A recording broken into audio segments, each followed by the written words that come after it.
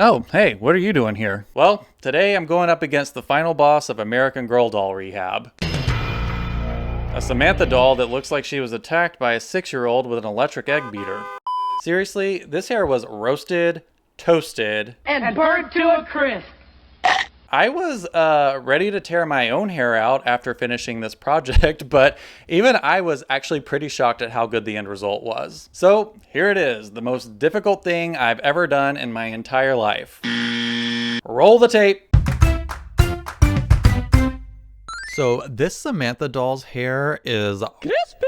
Overall, she's a pretty good doll. I mean, she's a white body Samantha from 1987, and if she were mint condition with her box, she'd probably be worth close to $1,000.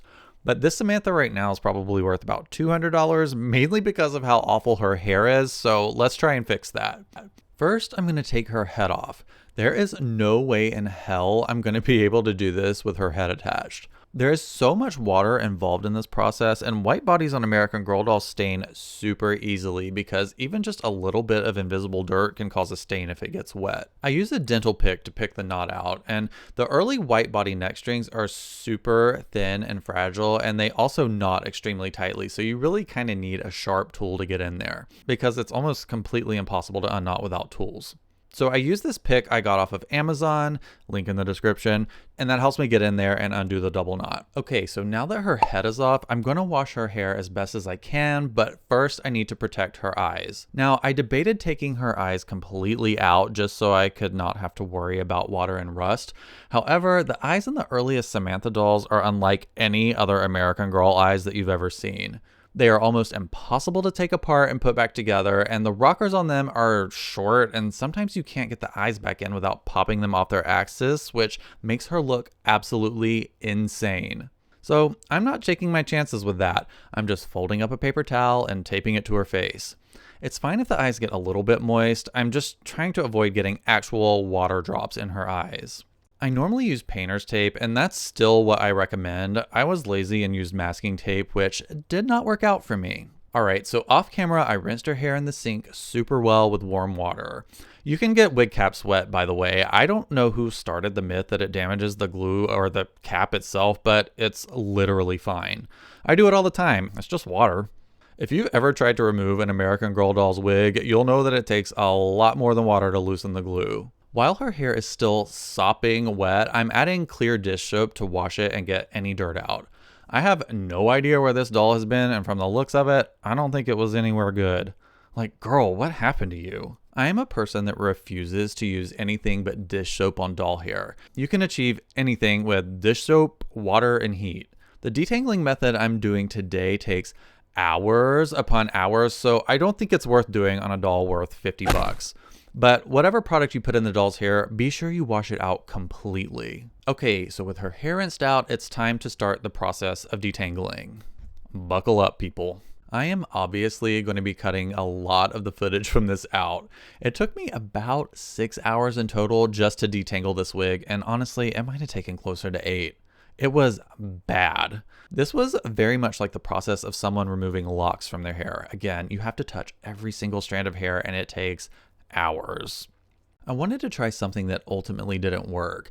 I thought if I put some more dish soap in her hair, I would help make it a little more slippery so I could detangle it a little bit easier, but it didn't help. So I rinsed her hair again and used my original method. So when the hair is this bad, you kind of have to straighten a little bit as you go. The hair is so crumply that if you don't start relaxing it as you go, you're going to snap off a lot of it while you're detangling.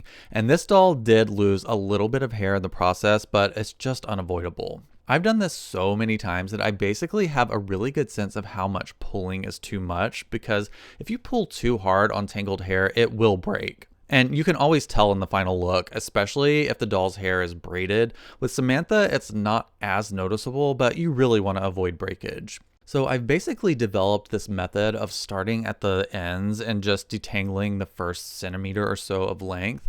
I do a little bit with my fingers and then use the brush to help pick it out.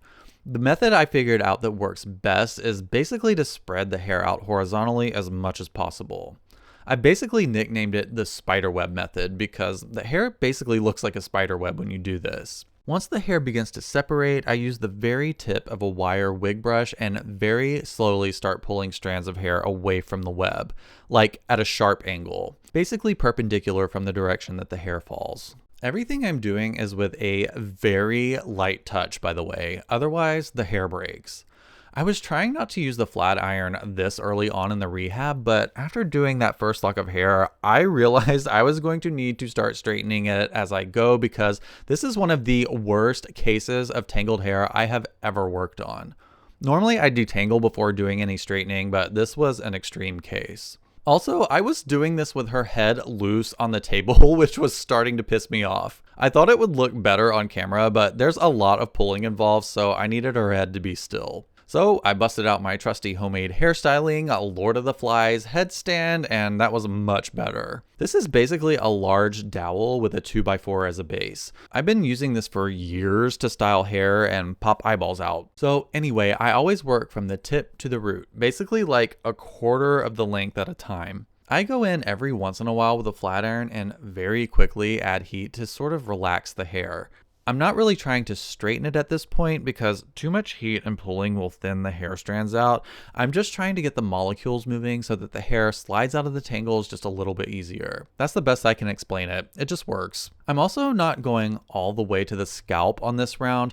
I'm really just trying to get like 80 to 90% of the hair detangled so that I can run a brush through it and easily separate the wefts for the next step. This type of rehab job is not for everyone. I find this extremely meditative. I mean, it keeps me off my phone and I can put a good podcast or TV show on and just focus on this one task. If you're someone that likes to fidget or pick, you would probably love doing this. Plus, the end result is super rewarding. What are y'all's favorite TV shows and podcasts, by the way? I'm looking for some new stuff to watch. So anyway, yeah, I just work my way from one side of her head to the other until I can run a brush through it. It doesn't have to be 100% detangled, but this pretty much was. Alright, I'm not ready to work on her bangs yet, but wigs this bad usually have that annoying issue where bang hairs have been brushed and matted into the rest of the hair. And I really want to separate the bang hairs from the rest of the hair as best as I can because bangs that are brushed backwards look like cut hair and it just looks really bad. So I'm just quickly pulling as much of her bangs forward as I can. And I'm doing a very slapdash job of a partial detangle and flat iron just so I can press them forward to deal with it later. Bangs are the trickiest part, but luckily hers aren't cut, so it shouldn't be too traumatic to fix them. But that's for later. Okay, now is phase 2 of detangling. I know this seems super extra, but this is just how you have to do it to do this job properly. So, starting at the bottom of her wig, at the back of her neck, I am going to separate each single weft of hair on this wig. This is going to do two things. One, I can detangle every single strand of hair starting at the root. I mean, this woman is gonna have 0 tangles in her hair when I'm finished. And 2, I can get my flat iron right up to her scalp so we don't have any crunchiness that would give her weird volume. Remember tap teasers? That's what her hair would look like if I didn't do this. So I use a bamboo skewer for this usually. I mean, sometimes I'll use a bobby pin or sometimes the back end of a toothbrush, but a rat tail comb probably would be even better, but I'm just cheap. I'm basically just running the pointy end of the skewer along the wig cap between the wefts to separate them. This again takes a very gentle motion. I've done this so many times that I can do it relatively quickly, so it might look like I'm pulling harder than I am, but this is another place where you can't pull too hard or you'll just pull the hair out. So I separate weft by weft and tie the rest of her hair up just to get it out of my way. You can see just how crunchy this hair is now that the wefts are separated. By the way, American Girl wigs usually have short hairs mixed in them, even like for Samantha. It's not just for Molly and Kirsten. It's basically so that you don't see the wig cap if you part the hair for a hairstyle. 80s Pleasant Company dolls have short hairs around the edges of the wig cap to cover that as well. This was before they started gluing hair underneath the wig cap to cover it when the doll has an updo. Updo. Okay, so now I've switched to a toothbrush to comb her hair out. This is the final stage of detangling, so the fine bristles of a toothbrush are going to catch every single hair and separate it. Everything I'm doing requires the hair to be wet, by the way, so I'm respraying with water as needed. Now, I'm normally a fan of using a steamer to straighten doll's hair. I think in general it's much easier and more gentle on the hair, but this is an extreme case, so this job requires a flat iron. I'm making sure that the hair is super wet and doing one final pull with a toothbrush and then very quickly running the flat iron down each section of hair. I generally do 1-inch sections at a time, and that's very little hair to be absorbing that much heat. So that's why I have to work really quickly so that I don't fry the hair. Once that row is done, I move on to the next one using the same method. Lots of water, lots of toothbrushing, and as little flat ironing as possible. Flat ironing does tend to take some volume out of the hair, partly just because when the hair is crunchy, that adds volume that wasn't supposed to be there in the first place, but I also think it does stretch the hair fibers just a tiny bit. And in addition, usually dolls that have gotten to the point where they need flat ironing have probably lost a decent amount of hair anyway. So if your doll has super thin hair already, expect it to get even thinner if you flat iron her hair. The only way to fix that is to add more wefts to her wig, and I don't think this doll is going to need that, thankfully, but we'll see. If I really wanted, I could get kinda lazy with the middle wefts. You don't generally see them very much aside from the parts that frame her face, but I enjoy doing this and I want to do it completely. Alright, I'm just going to quickly show you some clips of the progress of this. This job takes hours, and I ended up getting a migraine from the studio lights, so honestly, I did a lot of this off camera, but the whole process took me, I think, somewhere between 6 and 8 hours. I mean, it literally was spanned over a couple of days. It was so much work. But basically, I did the same thing from the bottom of the wig at her neck to the tippy top crown of her head, where things start to get a little bit different. And also more important to do correctly, because this part of the wig is very visible. So the top of her head is going to be critical to get right. And this wig was so messed up that the hair was going in all directions and needed to be resorted so that you could see that tiny little hole in the top of the wig, and all of the hairs needed to be coming out from it in the correct direction. It may be difficult to see on camera, but the last part of this job is mostly about figuring out which direction each strand of hair is supposed to go. Again, a toothbrush is so helpful in getting every single tangle out. Like I said before, a bunch of hair from her bangs was brushed back and matted into the back of her hair, and it was an incredibly arduous task to get everything in the right place. It's nearly impossible to get it completely perfect, but I'd say I got it most of the way there. So I've gotten her bangs partitioned off and brushed roughly in the correct direction, and now you can start to see that little hole in the top of her wig that I mentioned before. But boy oh boy was this hair a travesty. So again, as you can see, her bangs are just as bad as the rest of her hair and are going to need the exact same treatment of weft separation. That's going to be the only way to get them completely smooth and recurled. This is so finicky that I actually need to use bobby pins to hold the rest of her hair back so that I can actually see what I'm doing. And very similar to before, I'm just going in like 3/4 inch sections. Now this time I'm actually curling the bangs. I'm hoping I only have to do this pass one time, so the straightening really counts here. It's hard to describe this motion, but I basically grab their hair with the flat iron and twist forward until the hair pops out.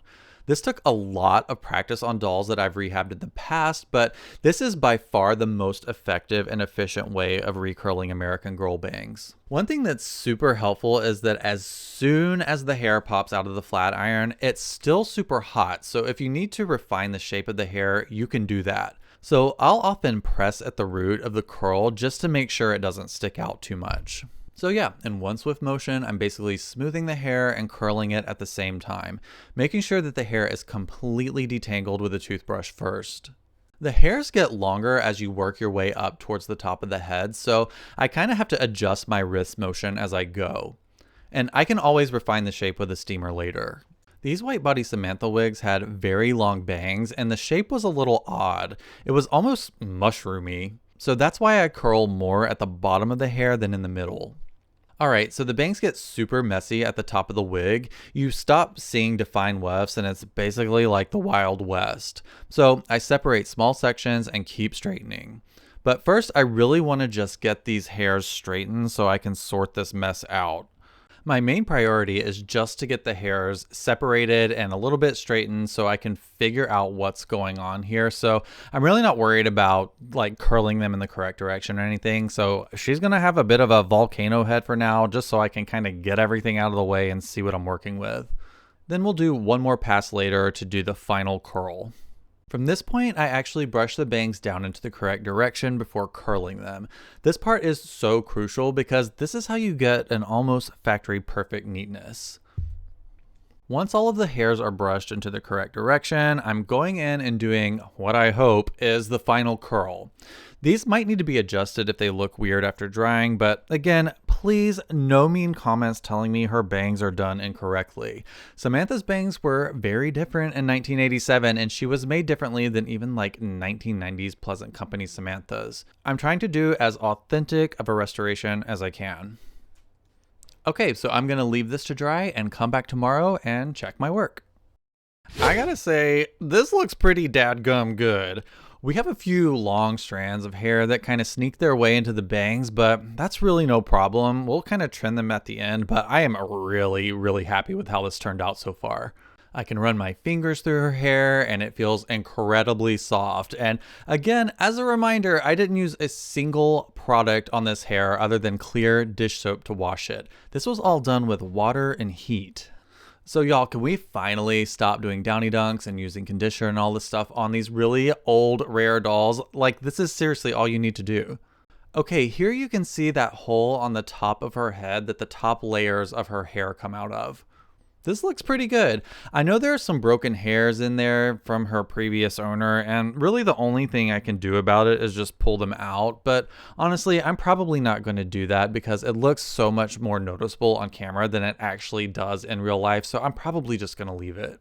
I had cleaned her face earlier, but I didn't do a good job, clearly, because she has a bad case of trash mouth, so I just used a toothbrush to clean all of that gunk out of her mouth, and she looks much cleaner now. So one of my favorite nitpicky little details is the type of elastic that I use for Pleasant Company doll hair. White Body and 90s dolls actually had just regular rubber bands in their hair. So if you've ever seen one with the original factory hair set, they almost always have really crusty, dried out rubber bands under the ribbon. Pretty much none of them survived. So I found hair elastics that are basically like the clear version, but they're dyed to match blonde hair. And this basically makes them look like a regular old rubber band, just with the added bonus of not snagging or melting into your doll's hair after 10 years. This is the type of elastic I use on my good dolls, so I'll put a link in the description so you can buy some for yourself if you want. The next step is pretty crucial, and I had to cut a little bit of the footage out because I stuck my head in the way, but I was really careful to section out the correct amount of hair from the correct places to make Samantha's ponytail. In general, I pulled the section from just under the eyebrows, and I started with just the face framing sections to make sure her face is framed correctly. Then I use a bamboo skewer to section out the rest of it across the top of her head. Being really careful to section her hair correctly is one of the biggest key elements in making this look more like a factory hair set, because if you grab hair from a little bit too high or a little bit too low, it can be very obvious that her hair was redone. So I'm very picky when I section a doll's hair after rehabbing it. It really goes a long way into making her look a little bit more factory perfect. I know this is a simple ponytail, but it did take some experience to figure out how to get it looking original. You need to leave enough loose hair so that her hair looks full, but also you don't want a puny little ponytail, so it just takes some practice and looking at like dozens and dozens of Samantha dolls. Some Samanthas actually had their ponytail trimmed at the factory, so sometimes you can actually just pull out all of the short hairs and make the ponytail. Even though it takes a lot of time to do it, it does kind of give you a roadmap for how to do the ponytail, but this Samantha didn't have that, so I had to figure it out all on my own. Once the sectioning looks good, I brush everything out and clean it up. Now, sometimes you'll see earlier Samanthas where the ponytail was sectioned out between wefts, which I actually really dislike because you can see the wig cap if you lift the ponytail. I think it just depended on the factory worker that made her, so I think it was just done completely randomly on random dolls. But I always do it this way just so that her hair looks more natural and you can't see the wig cap if you lift the ponytail up. I'm using a little bit of water to tidy all of this up, and of course finishing with the steamer and the fine bristles of a toothbrush. This gets everything looking really neat. So again, for me, a crucial step to do at the end just to make sure everything looks super duper tidy. All right, I think this looks just about perfect. Okay, this is the part I've been dreading this entire time. I actually hate curling Samantha's hair because it is so much more difficult to get right than you would think. The common method is to just roll it up in a bunch of small hair rollers and dunk it in boiling water, but it never ends up looking factory original. Two of the biggest mistakes people make are number one, using too many small rollers, and number two, they curl too much of the hair's length. Samantha generally only has like 3 to 4 sections of curls, like minus her ponytail, and these curls are big. They're like human scale, not doll scale. So I use human scale hair rollers, and again, I'll link mine in the description. Also, Samantha's hair isn't curled all the way up to her scalp. The top half is more of a wave, and then the bottom half is what's so curly. And by some miracle, this Samantha ended up with a wave already in her hair, so I don't need to bother shaping the top half. But if this were pin straight, I need to add some wave back into it with a flat iron. But as of now, we're good to go. So I'm going to give this Samantha 4 sections of curls on the bottom instead of 3. She's lost a little bit of hair, and I think this will make her hair look just a little fuller. I'm doing one section at a time because you really have to baby these curls to prevent flyaways and fried ends. I'm basically getting the section soaking wet, flat ironing it one last time, corkscrewing it around the curler, smoothing it down with a toothbrush and clamping it into place with a pair of hemostats, and then from here, I'm hitting it with a steamer from all sides. This part is kind of tricky because you kind of have to wrangle a couple of different tools and make sure the hair stays in place. And again, I'm not perfect at it yet, but I feel like every time I do this, I get just a little bit better. So yeah, hopefully this hair is going to turn out pretty good because I've had a lot of practice at this point, and I feel like I'm starting to get the hang of getting a curl done a little bit more efficiently. But yeah, if you're doing this at home, just know that sometimes you're going to have to redo curls because it can be a little bit tricky to get everything to stick in place, but it's a really rewarding skill to have, so it's worth putting in the hours and screwing it up a few times until you get it right. And when doing this, the hair needs to be like literally dripping wet so that the heat distributes evenly and doesn't fry the ends. This is super important because this steamer is going to get this hair super hot, but that's actually a good thing because again, that's what's helping the hair set. And also, as soon as I'm done with the steaming, I can actually like take advantage of the fact that the hair is still hot and go over and smooth it one last time with a toothbrush just to be sure that it's like a really smooth curl. It just gives a really clean result that I hopefully do not have to redo because, again, sometimes these curls don't work out and it really sucks when you think everything's done and dry and you pull it out and you're like, oh great, this curl didn't set. But so far, so good. Another really important thing to do is to wait until the hair is cooled completely before taking the curler out. Because again, heat is what loosens the Kanekalon hair fibers, and then the cooling process is what actually sets the hair into its new shape. So you really do have to be patient and make sure the hair is completely cool before you bother to move it. After I take the curler out, I use a bobby pin to keep the curl in place while it dries because the extra weight of the water will actually make the curl loosen if it's not held into place while it's drying. So yeah, this is just my method. I think some people would maybe leave the curlers in the hair, but to be real with you, I actually only have 2 of these, so I just do one at a time. I'm cheap. I probably should buy another set of 2 of these, but yeah, one of the main reasons I do this is I actually need the curler for the next curl. So that's why I use bobby pins, but it tends to work out really great for me, so I'm just going to keep doing it this way. And again, I do the same thing with her ponytail. Samantha usually has 2 separate curls in her ponytail, so that's what I'm doing. I'm just splitting the ponytail in half, curling one side, and then going again and doing the second half of it. Again, it's just really paying really close attention to the fine details of a factory perfect Samantha and kind of, again, just looking at what she's supposed to look like. All of these little things really make a big difference in the end. So it really does help to see good examples of a factory perfect Samantha so you know what to do. All right, just a quick adjustment of her bangs, and I'm going to leave this until it is completely dry.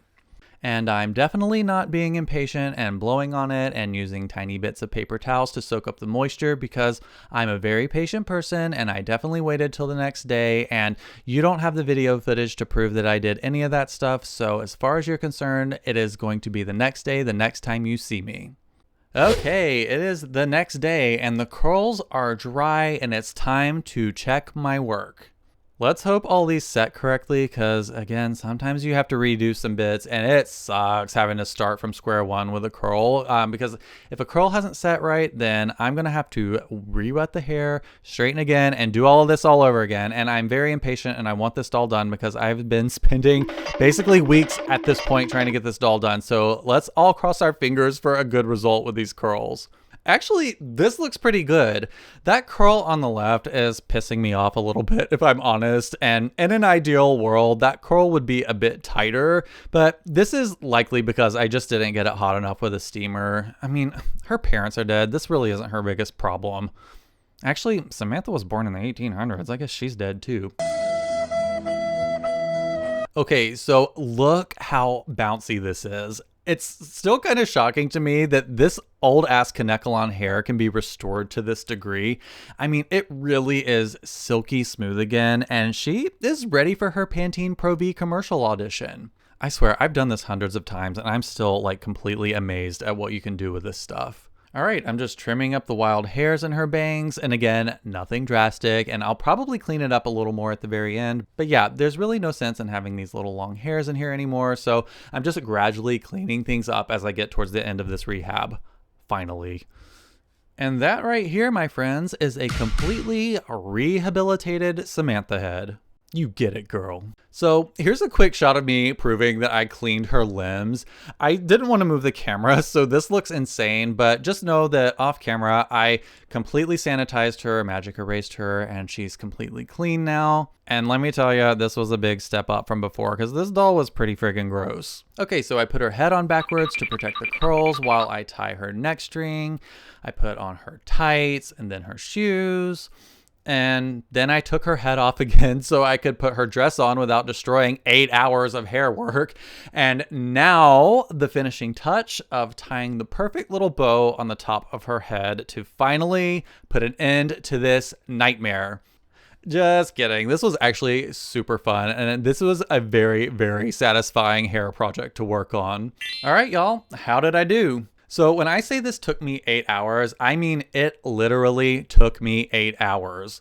There is not a strand of hair on this annoying little orphan's head that I didn't touch at least 3 times.